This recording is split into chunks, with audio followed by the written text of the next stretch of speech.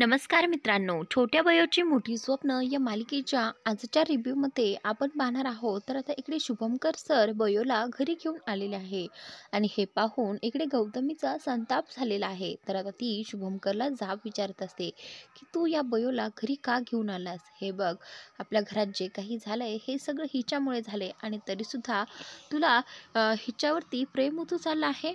हे बघ शुभंकर, मला माहीत नाही तुला काय झालं आहे, पण मी तुझ्यासमोर हात जोडते, पण या मुलीला आपल्या घरात आणू नकोस. त्यावेळी शुभंकर सर आता गौतमीला म्हणत असतात की काहीही झालं तरी आता मी बयोला घरात घेणारच, कारण मला वाटतं की यात बयोची काहीच चूक नाही. जी चूक आहे ती आपल्या इराची आहे. तर आता तिथे सुमन आणि आरव हे देखील असतात. तर ते दोघेही इकडे ह्या सगळ्यांचंच बोलणं ऐकत असतात.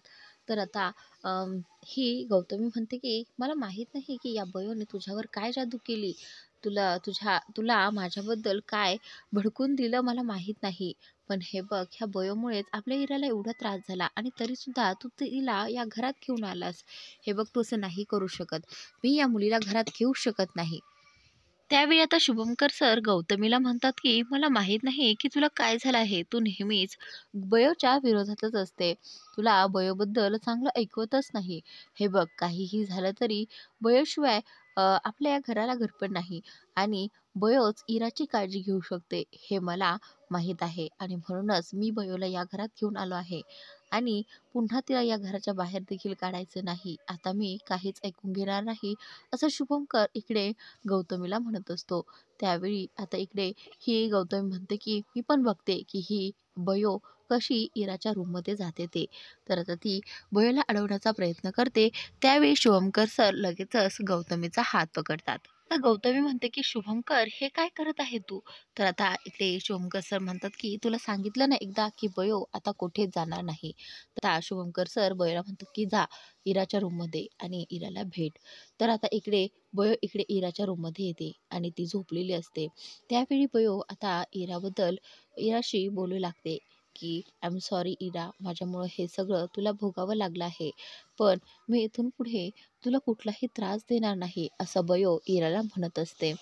आणि आता बयो इथे बोलत बसलेली असताना इराला जाग येते आणि इरा डोळे उघडून पाहू लागते. तर आता बयो इकडे इराला म्हणते की इरा, मी तुला काहीच होऊ देणार नाही. हे बघ, तू एकदम ठीक होशील, असं तिला बोलत असते. त्यावेळी इरा मात्र तिला ओळखत नाही असं तिच्याशी बोलत असते. इरा म्हणते की तू मला बरं करशील, आणि एकदम वेड्यासारखं बयोवर हसत असते. खरं तर बयोला इराची ही अवस्था पाहत नाही. बयो लगेचच इराला मिठी मारते आणि त्या दोघेही आता तिथेच रडू लागतात. त्यानंतर मात्र ही गौतमी आता शुभंकर सरांना बोलते की हे बघ शुभंकर, त्या बयोला जर तुला या घरात घ्यायचं असेल तर मी या घरात राहणार नाही. मी आत्ताच माझी बॅग भरेल आणि कायमचं निघून जाईल. तर आता इकडे रमाकांत मध्येच बोलतो आणि म्हणतो की हे बघ बहिणींनो, तू जर गेली तर या घराला घर पण राहणार नाही. प्लीज तू असं काही करू नकोस. त्यावेळी मात्र इकडे गौतमी म्हणते की पण जर या घरात बयो राहणार असेल तर मी या घरात राहणार नाही. त्यावेळी शुभंकर सर गौतमीला म्हणतात की जर तू ठरवलंच असेल तर तू काहीही करू शकतेस. तर आता गौतमी म्हणते की काय शुभंकर, काय बोललास तू? तू काहीही करू शकतेस म्हणजे? मी या घरातून गेलेली तुला चालणार आहे आणि बयो या घरात तुला असायलाच पाहिजे, हो ना? तर आता इकडे तेवढ्यातच गौतमी म्हणते की एक मिनिट शुभंकर, तुला तर माझं काहीच ऐकून घ्यायचं नाही. तर यावेळी आता गौतमी म्हणते की मला माझ्या मुलाचं मत हवं आहे. तर त्यावेळी गौतमी आरोला विचारते की आरो मला सांग, तुला ती बयो या घरात हवी आहे का? हे बघ, ते बयो जर या घरात हवी असेल तर मी हे घर सोडून निघून. त्यावेळी आरव म्हणतो की हो मामा, मीही बाबांसोबत असेल. बयोचं यात काही चुकलं नाहीये. हे बघ, जे काही चुकलं आहे ते आपल्या इराचं चुकलं आहे. मला नाही वाटत की बयो असा कुणाला त्रास देऊ शकते. बघ ना, तिने आपल्या इराला वाचवण्यासाठी स्वतःचा जीवही धोक्यात टाकला आणि अशी बयो अशी कशी त्रास देईल ग? हे बघ, तू ऐकून घे, बयो एक खूप चांगली मुलगी आहे, त्यामुळे तू असं काहीही करू नको. बयोला आपल्याकडे राहू देत, म्हणजे ती इराची काळजी पण घेईल. गौतमी म्हणते की म्हणजे त्या बयोने माझ्याबद्दल काहीतरी सांगून तुमच्याकडे मन वळवून घेतलं बघितलंच तर आता इकडे हा पोटे बयोला दिलेलं सलाईन पाहत असतो, कारण ते सगळं सलाईन इंजेक्शन वगैरे लॅबमध्ये चेक करण्यासाठी चाललं होतं. त्यामुळे आता त्याला काहीही करून ती सलाईन चेंज करायची असते, कारण त्याने बयोला मारण्यासाठी त्यात पॉयझन सोडलं होतं. तर आता तो हळूच कुणी नसताना ती सलाईन चेंज देखील करतो. त्यानंतर तिथे एक सिस्टर येते आणि सिस्टर आता पोटेला विचारते की सर तुम्ही सलाईन का घेतायत. तर त्यावेळी पोटे आता तिथे त्या सिस्टरला काही बोलून तिथून त्या सिस्टरचा अपमान करून तिला बाहेर पाठवतो. त्यानंतर आता बोलतो की हे सगळे लॅबमध्ये न्या आणि चेक करून घ्या. तर आता ती सिस्टर देखील ते घेऊन जाते. इकडे आरव दादा आणि बयो हे दोघेजण इरासाठी काहीतरी रिसर्च करत असतात, कारण इराला बेस्टमधली बेस्ट ट्रीटमेंट द्यायची असते आणि इराला बरं करायचं असतं, म्हणून दोघांचीही रिसर्च चाललेली असते. त्यावेळी आता आरव आणि बयो हे दोघेजण चर्चा देखील करत असतात आणि तेवढ्यात तिथे बाबा येतात आणि बाबा आल्यानंतर बयो बाबाला विचारते की बाबा आता पुढे काय केलं पाहिजे. त्यावेळी बाबा आता इराच्या ट्रीटमेंटबद्दल सांगतात.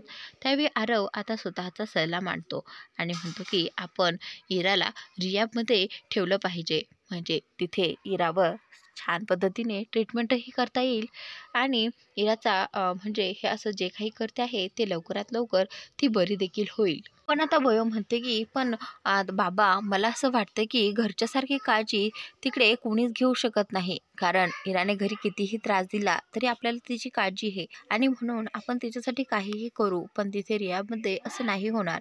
तिने जर एखाद्याला त्रास दिला तर तिच्याकडे दुर्लक्ष करतील, त्यामुळे मला कुठलीच रिस्क घ्यायची नाहीये. हे पहा बाबा, मी मी स्वतः इराची काळजी घेईल, त्यामुळे तुम्ही काळजीच करू नका. आपली इरा एकदम व्यवस्थित होणार, तेही पहिल्यासारखी. त्यानंतर आता सगळे पाहताय की इरा शुद्धीवर येत आहे. तर आता बाबा म्हणतात की कोणीच काही बोलू नका, नॉर्मली असंच आपण जे काही बोलतोय तसं बोलत राहा. त्यानंतर सगळेजण बोलत असतात. त्यावेळी इरा शुद्ध आलेली आहे आणि इरा त्यांच्याकडे पाहत आहे आणि त्याचवेळी आता बयो इरापाशी जाते आणि इराच्या पोटात आता दुखत असतं. तर आता बयो तिला विचारते की काय होतंय. तर ती सांगू लागते की माझ्या पोटात दुखते, मला त्रास व्हायला लागला आहे.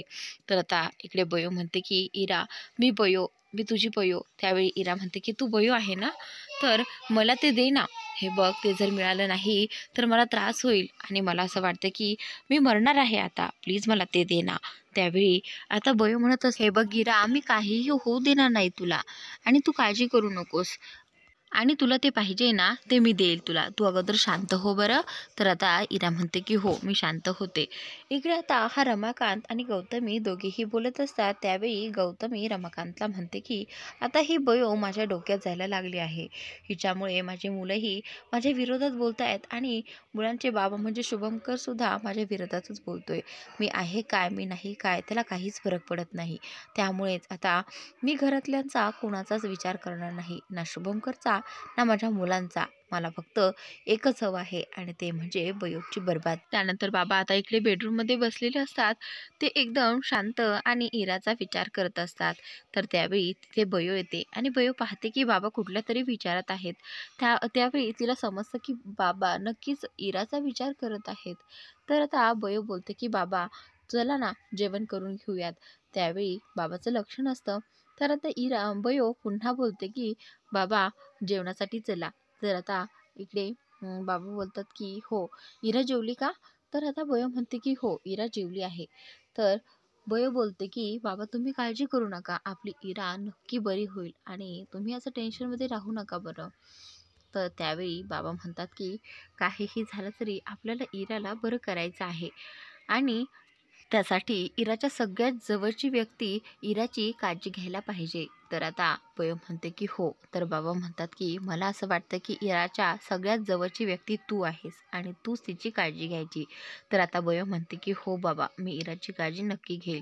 हे आता इकडे गौतमी बाहेरून ऐकत असते आणि गौतमीला इकडे बयोचा राग येत असतो, कारण आता शुभंकर तिला आपलं मानायला लागलेलं आहे, त्यामुळे हिचा संताप होत असतो. तर आता पुढील येणाऱ्या भागात शुभंकर सर सगळ्यांना सांगत असतात की आजपासून बयो आपल्याला जे काही सांगेल ते सगळ्यांनीच फॉलो करायचं आहे. तर त्यावेळी इकडे बयो आरवदादाला म्हणत असते की आपल्याला आता एक मिरॅक्युलस करायचं आहे आणि इराला बरं करायचं आहे.